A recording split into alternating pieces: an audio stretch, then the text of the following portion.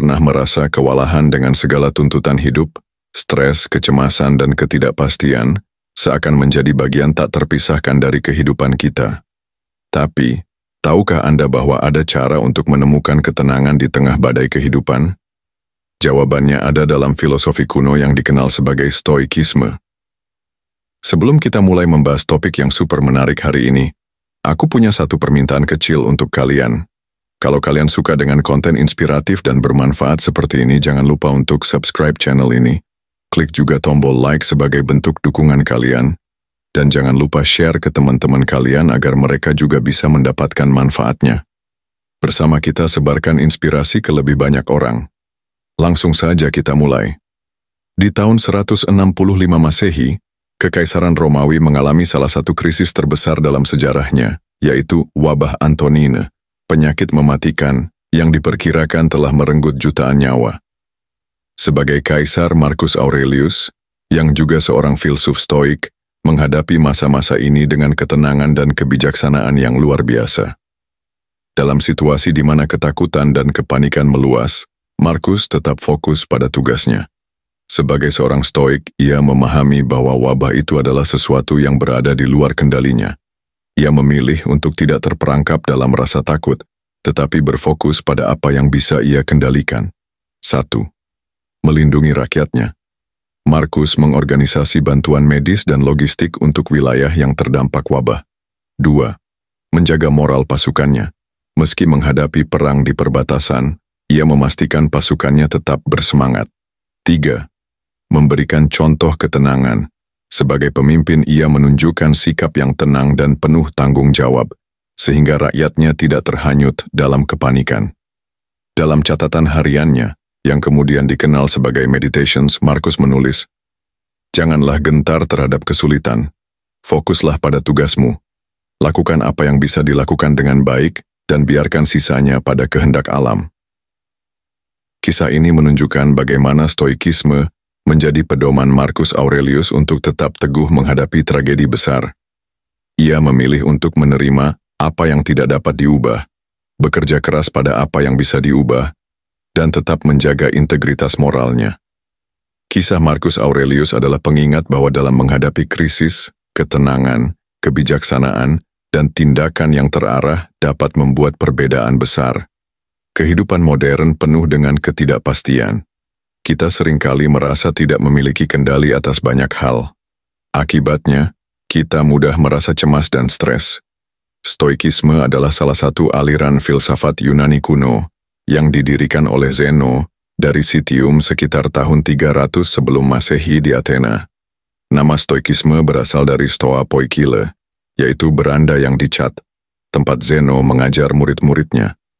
Stoikisme berakar pada ide bahwa manusia sebaiknya hidup selaras dengan alam dan mengikuti prinsip-prinsip rasionalitas. Filosofi ini menekankan 4 kebajikan utama. Stoikisme mengajarkan bahwa kebahagiaan sejati tidak tergantung pada kekayaan, status, atau kondisi eksternal, melainkan pada kemampuan mengendalikan emosi dan menerima hal-hal yang tidak dapat diubah. Meski berasal dari 2000 tahun lalu, Stoikisme tetap relevan untuk menghadapi tantangan modern seperti stres, ketidakpastian, dan tekanan hidup.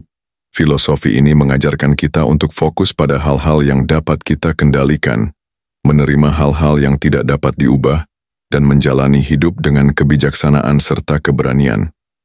Stoikisme adalah seni hidup dengan ketenangan, apapun situasi yang dihadapi.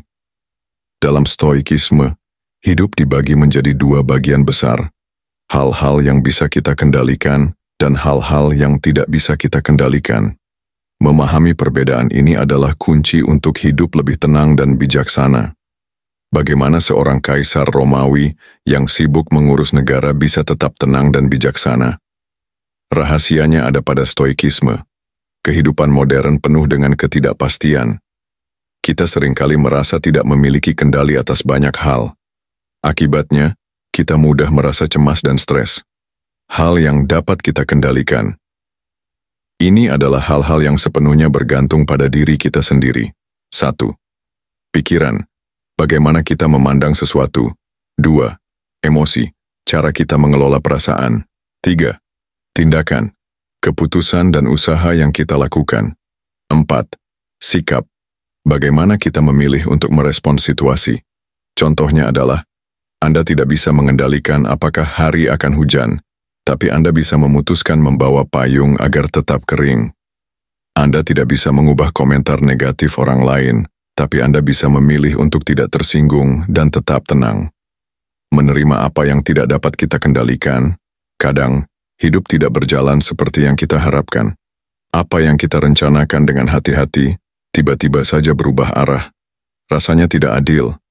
Tapi di sanalah, dalam ketidakpastian itu, kita bisa menemukan pelajaran paling berharga. Pernahkah kamu merasa hidup ini seperti ombak yang tak pernah berhenti? Kadang lembut, kadang mengamuk, dan seringkali kita hanyut di dalamnya, tanpa kendali. Tapi tahukah kamu, ada kekuatan besar dalam menerima apa yang tidak dapat kita kendalikan? Bayangkan ini, kamu berdiri di pantai, mencoba menghentikan ombak yang menghampiri. Kamu bisa berteriak, memukul air, bahkan mengutuk ombak itu. Tapi apa yang terjadi?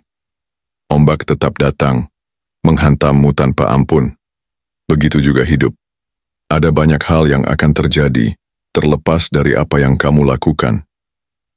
Marcus Aurelius, seorang kaisar dan filsuf Stoik, menulis dalam catatan pribadinya, "You have power over your mind, not outside events. Realize this, and you will find strength." Kata-kata ini sederhana tapi memiliki makna yang mendalam. Kekuatan kita bukanlah mengendalikan dunia, melainkan mengendalikan cara kita meresponsnya. Coba pikirkan.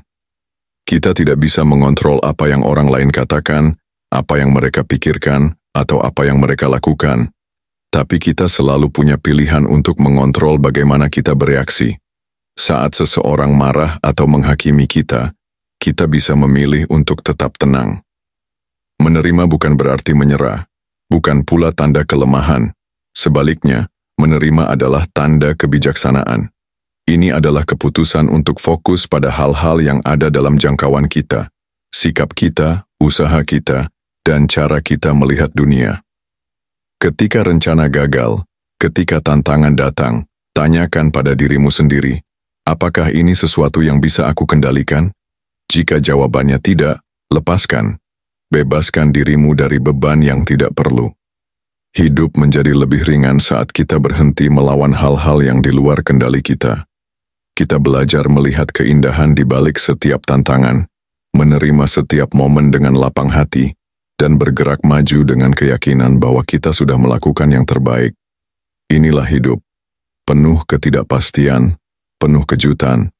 Tapi ketika kita belajar menerima, kita tidak hanya menemukan kedamaian, kita juga menemukan kekuatan untuk mencintai hidup sebagaimana adanya.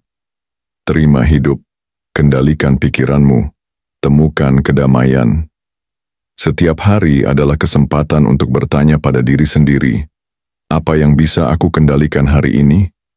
Mungkin cara kita berbicara, keputusan yang kita ambil, atau bahkan cara kita berpikir tentang masalah yang ada. Ketika kita berhenti bertarung melawan hal yang tak bisa kita ubah, hidup terasa lebih ringan. Kita tidak hanya menerima hidup sebagaimana adanya, tetapi juga belajar mencintainya dengan segala ketidaksempurnaannya. Jadi, di lain waktu ketika hidup terasa berat, tanyakan ini pada dirimu sendiri. Apakah ini sesuatu yang bisa aku kendalikan? Jika jawabannya tidak, lepaskan, karena menerima adalah langkah pertama menuju kedamaian. Kenapa ini penting? Jika Anda fokus pada hal-hal yang tidak bisa dikendalikan, Anda hanya akan merasa frustrasi dan stres. Sebaliknya, jika Anda memusatkan energi pada apa yang bisa Anda kendalikan, Anda akan merasa lebih tenang dan produktif. Cara praktis memahami ini. Sebelum Anda khawatir atau marah, tanyakan, apakah ini sesuatu yang bisa saya kendalikan? Jika ya, lakukan yang terbaik. Jika tidak, lepaskan dan lanjutkan hidup Anda. Pesan intinya, Anda tidak bisa mengontrol angin, tapi Anda bisa menyesuaikan layar kapal Anda. Fokuslah pada apa yang ada di tangan Anda, dan biarkan sisanya berjalan sebagaimana mestinya. Fokus pada apa yang bisa Anda kendalikan. usaha, persiapan, dan sikap Anda. Terima hasil dengan lapang dada, karena itu berada di luar kendali Anda. Pelajari apa yang bisa diperbaiki untuk kesempatan berikutnya. Kesuksesan bukan tentang hasil, tetapi tentang bagaimana Anda menghadapi prosesnya. Katakan pada diri sendiri, ini adalah kesempatan untuk belajar dan menjadi lebih baik. Sadari bahwa Anda tidak bisa mengontrol tindakan orang lain, tetapi bisa mengontrol respons Anda. Jangan biarkan emosi negatif mereka memengaruhi ketenangan Anda. Sadari bahwa Anda tidak bisa mengontrol tindakan orang lain, tetapi bisa mengontrol respons Anda. Jangan biarkan emosi negatif mereka memengaruhi ketenangan Anda. Fokus pada tindakan hari ini yang bisa memperbaiki kemungkinan di masa depan. Jangan mengkhawatirkan masa depan, lakukan yang terbaik di saat ini. Stoikisme bukan hanya sekadar teori, tetapi juga gaya hidup yang dapat mengubah hidup Anda. Mulai dari hal-hal kecil, seperti berlatih bersyukur setiap hari, atau menerima ketidaksempurnaan diri. Jangan ragu untuk mencoba dan rasakan sendiri manfaatnya. Jangan lupa subscribe, like, dan share video ini, agar semakin banyak orang yang bisa mendapatkan manfaat dari filosofi stoikisme. Sampai jumpa di video berikutnya.